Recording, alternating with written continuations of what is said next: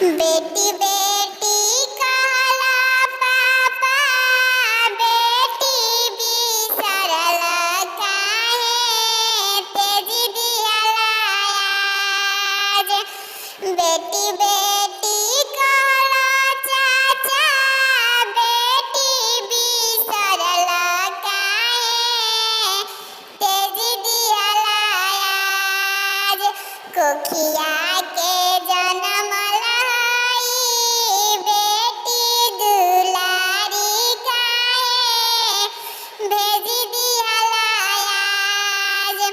कोखिया के जनम लाई, बेटी दुलारी काहे, भेजी दिहला आज। हरिहर बास काटी, मड़वा छेवला जंगिया, बैठवला तू आज। आपन बेटी तो कइला पराया भइले, सुनसान घर। आपन बेटी पापा, कइला पराया भइले, सुनसान घर। केनहो से अइबा पापा, लोटवा में पनिया के दिहे तोहार।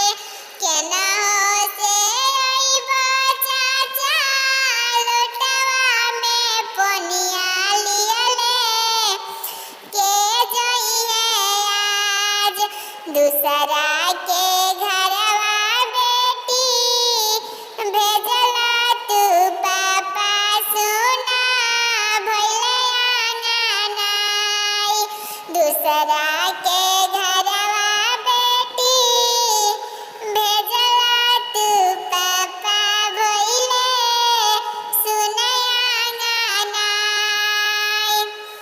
निमिया के पेड़ जनी काटवा मोरे बाबा हो, निमिया चिरैया के बसेड़, निमिया चिरैया के बसेड़।